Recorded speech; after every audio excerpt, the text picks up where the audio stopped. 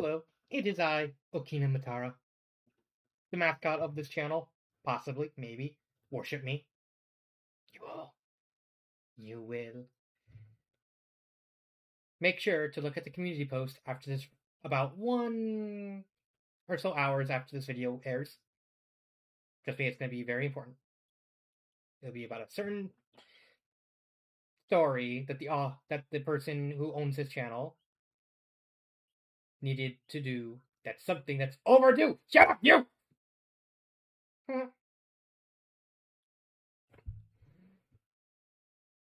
will see you in a bit.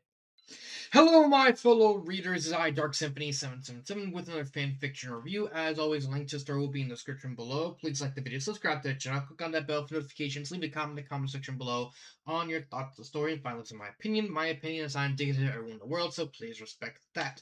So, the story I'm doing a review of today is Solaris Caelum Rebuilt by Centurion Wildcat. It is an Evangelion fanfiction, and this was actually suggested to me.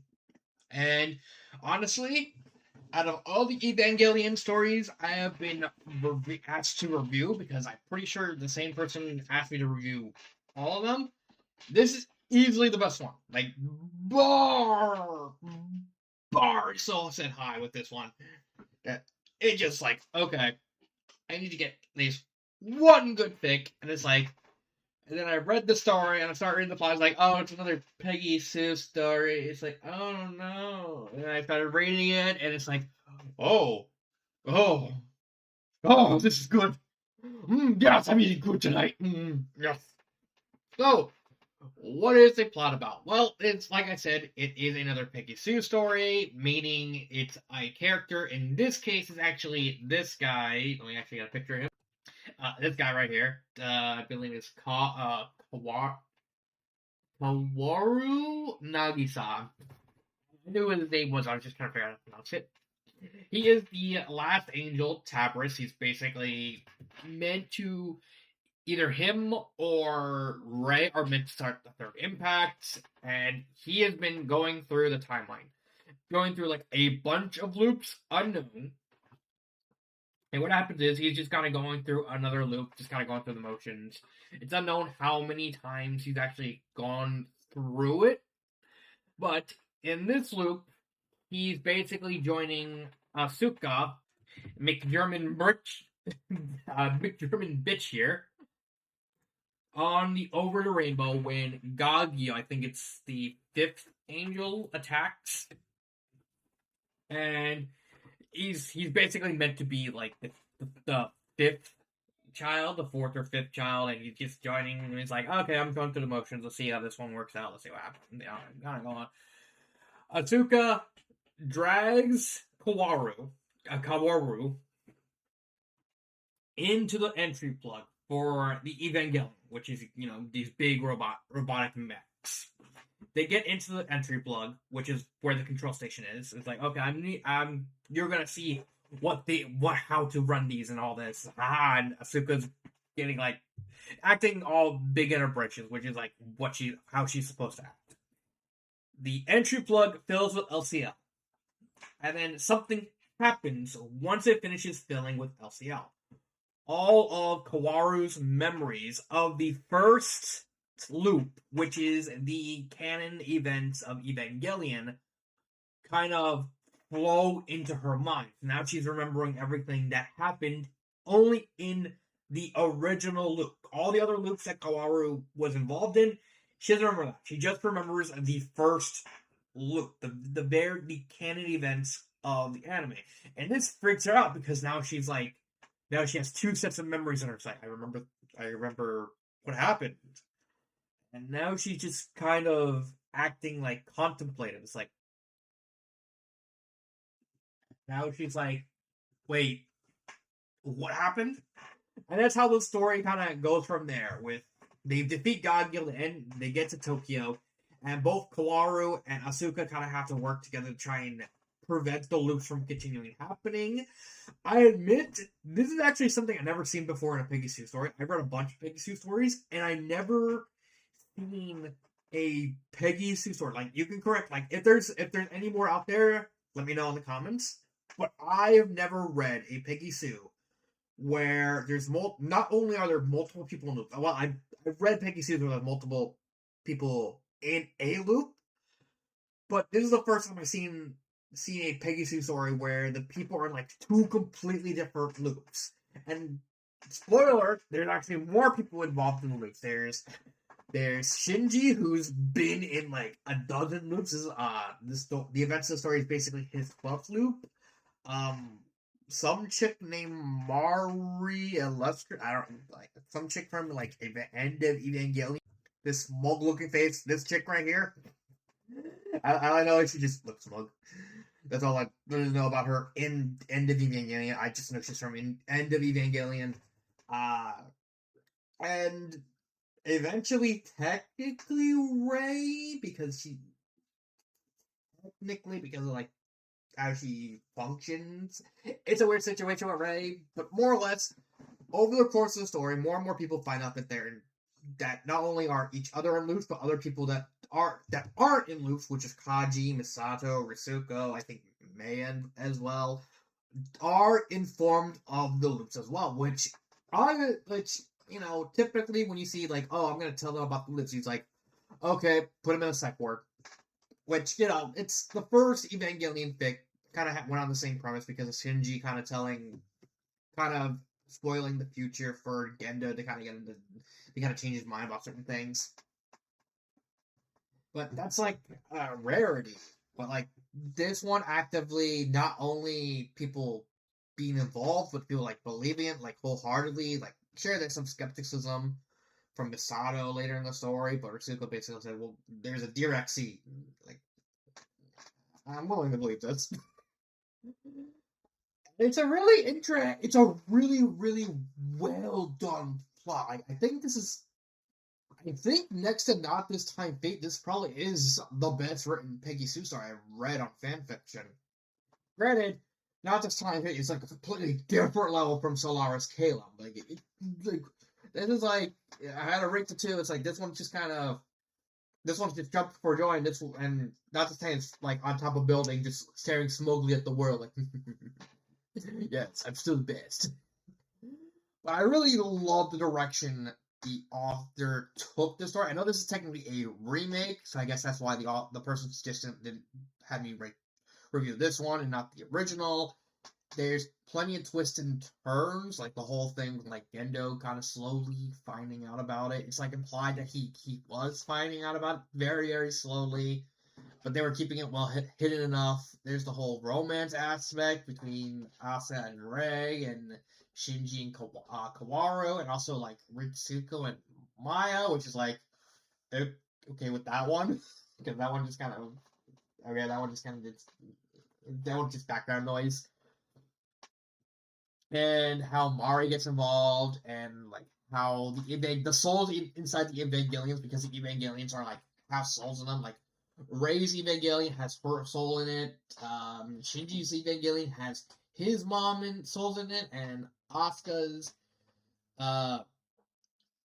Evangelion has her mother's soul in it, and how everything plays out. And it's very hard to describe this plot because this one technically has the most basic plot out of all the Peggy Sue stories I've read. That's not to say that it's bad. Like I'm literally saying it's not bad. It's a really good Peggy Sue story. To the point I think the plot is as perfect as a more simple plot of a Peggy Sue story can be. Like it's done to perfection. Like I'm not even I have no fault with the plot.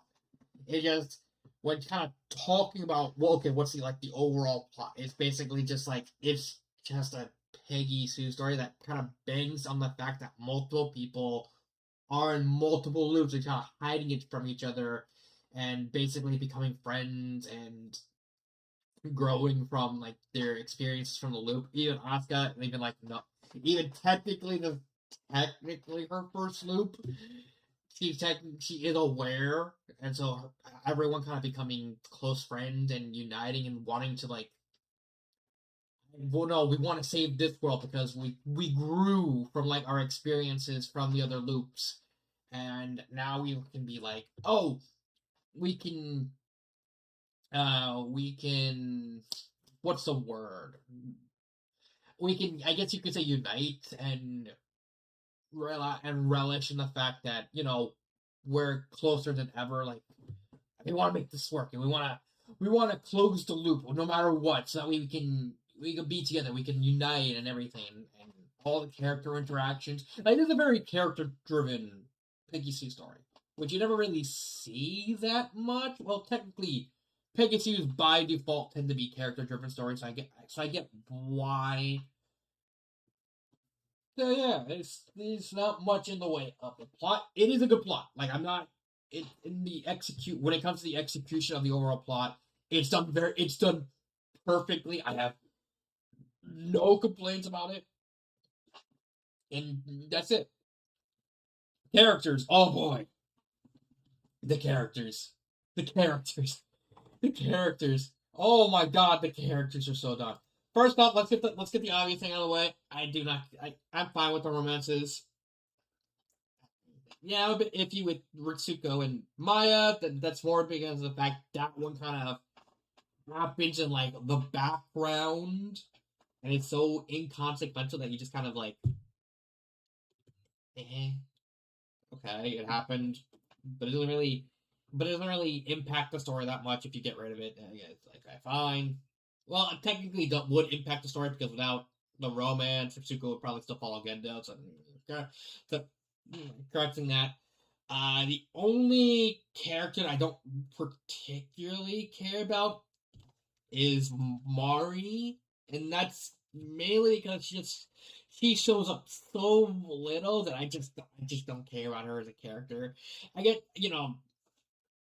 that's more of a consequence of the fact that I think she shows up like 3, 4 times throughout the story. So take that as what you will. Outside of that, I really loved every character. Sure, Gendo and Seal kind of act the same, but every other character in the core group, Shinji, Rei, Asuka, Kawaru, even Misato is really well done. Misato comes off as like a very caring person, like more caring than like canon. I know she technically cares, but this like it really emphasizes like her being a mother figure to the children, and especially since halfway through she like starts to try and abandon her alcohol habits. Like, she realizes like it's not worth it, and just starts drinking coffee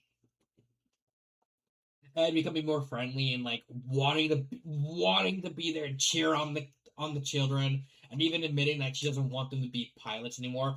I don't know if that's in canon. Again, I haven't seen Evangelion, so correct me if Misato actually did not want them to pilot in canon. It's probably true, but I'm not 100% sure. It's really well done. I love Rasuko. Like, the fact that even if she's a background character, she's very much a background character.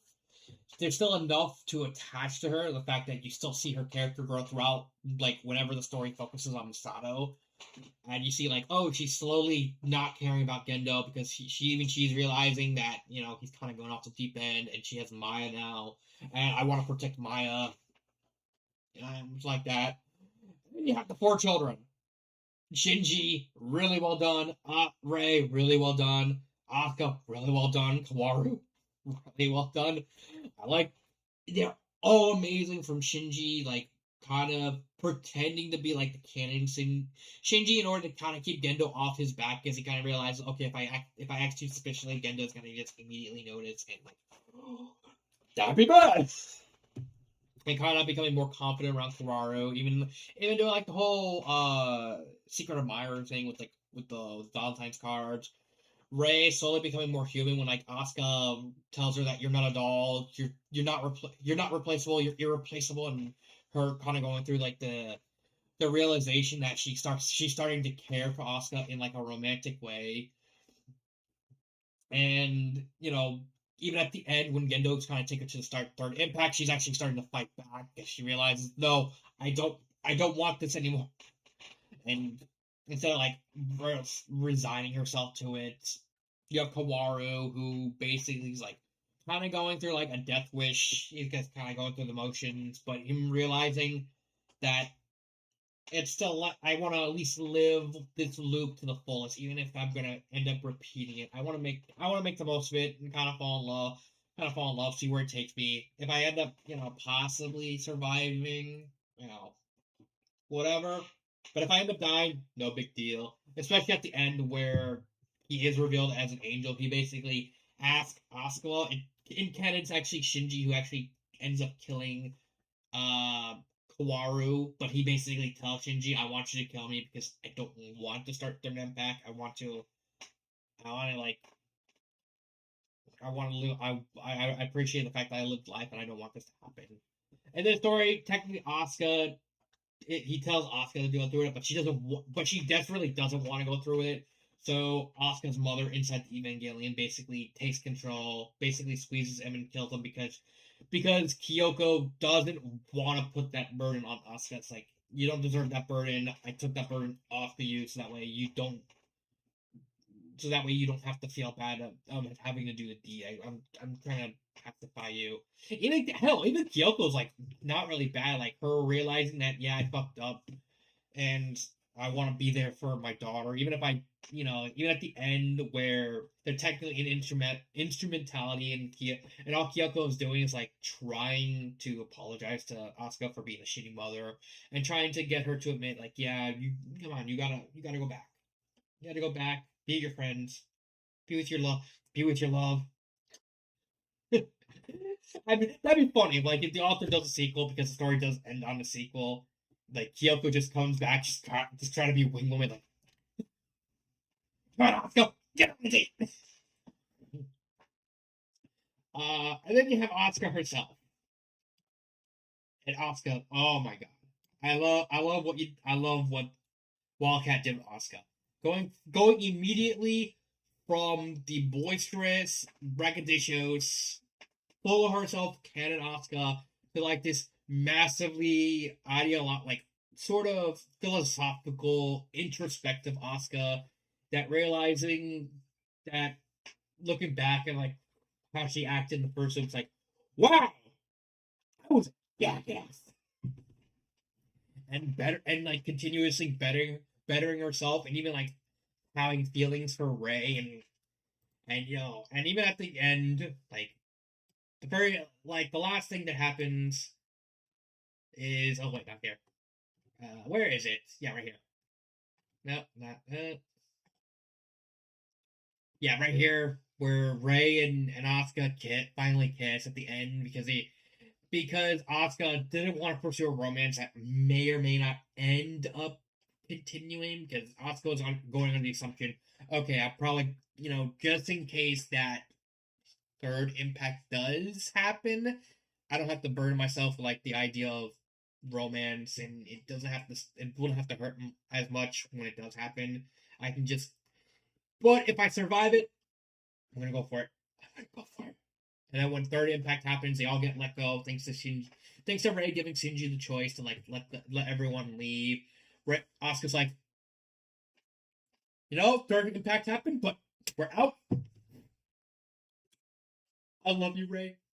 I love you too, Asuka. Kissy faces. It's very sweet, and I think Asuka is like the best written character in the entire story. Just her transformation to like this very sweet, still very like very blunt and very. She's still very braggadocious, but like she's like a humble version of braggadocious, if that makes sense. And her realizing like, I want to protect these people because these people are now my family. They're now people I genuinely care about, and I don't want to pilot the Evangelion to prove that I'm the best. That I am the best. I want to prove it because I want to protect my family, the people I now consider family, and I want to be with them as long as possible. Like it's such a simple and humble change, but it's so well executed that I just love how it came out in the end. It just, I know I'm I know I'm coming off as underselling the entire story, but trust me when I say Asuka's character, mwah, it's just chef kiss. Just how well it is. Grammar errors. There is no. I didn't see any grammar errors. Like the first chapter is a bit rough in places. That would be my. Honestly, this is like the only real criticism I have. And it's like it's barely criticism. It's barely criticism. Oh, there is one thing. Where is it? I think it's this chapter, right? I think it's like mid chapter. I gotta find it. Oh yeah, right here. Right here, chapter 32, where Gendo is basically holding Ray with Adam, trying to get the third impact. The funny thing is, he was holding her wrist with one hand and probing inside of her with the other. Ray thrasts and screamed, clawing his face with her remaining hand. This is like a continuity issue because the previous chapter had like Gendo picking up Ray and Shinji trying to get her off him, and then her arm literally ripped off. Like, how did she grow a new arm? Like, did her arm just randomly grow? Like, I don't even know if I'm, it's kind of weird. But there's like just a more gag thing. I chuckled at, but this is not again. Doesn't really impact anything. I just thought I'd mention it. Pacing, I think it's paced perfectly fine. It's nothing wrong with the pacing at all. It is slow paced, but like near the end when shit hits the fan, it starts pacing up really quickly. And then when certain impact happens, it actually slows down again to kind of get the sell the impact of the whole thing. It's very well done. It's very well paced. Keep sneezing. Ugh. Okay. Would I recommend the story? 100%. Like honestly, I'm surprised the story only has 36 reviews. This story really, really needs more reviews. Like this is a story that I think is just honestly, I think the story is criminally underrated. And if we go to the reviews, of course, the first couple chat things is just these scam things. Ignore these. They're just scams. Artists. You know what? I'll do the author a favor. Scammer. I don't know if it'll work, but yeah. I love the story. It's a really, really bloody good story. Like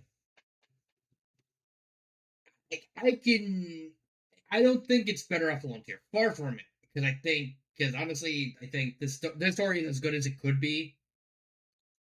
But I still think it's an S tier story. I don't think it's better off alone tier, but I still think this is an amazingly well written story. Favorite part, Asuka. Her entire character arc is just phenomenally well written and phenomenally executed on the whole thing.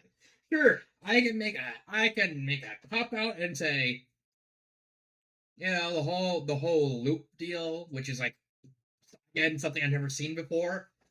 But it's like that kind of be a cop out. So I figured, let's just make it Asuka's entire character. She's a really well written main character. I think she's like out of all the main characters I've read this year, she's probably written the best. She's just far and away the best written main character. I think even like the previous story, which was better off alone tier, she's written better than the main character in that story. Forgot. I heard brain fart. Yeah, she's written much better than Twilight Sparkle in a Mortal game.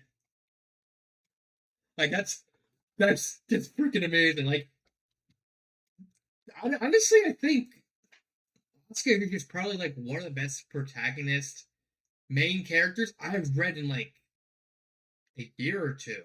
Like she's that well written. So yeah, that's congrats on that. On the praise. Anything I would fix? Honestly, I would just polish the first chapter a bit. Just go back, just polish it a little bit. Other than that, maybe just reword the missing hand thing. But I'm fine with you keeping both of them. They're not they don't really detract from the story. They don't really add anything to the story. They're just there. But yeah, that is my Wait a minute. I just realized something. In this story, compared to like all the other most of the other Evangelion stories I've reviewed, the angels don't really matter in this story, except for Bardiel. The story starts with Gagiel. Wait a minute. Why do I get the feeling the author missed an angel? Ah, problem with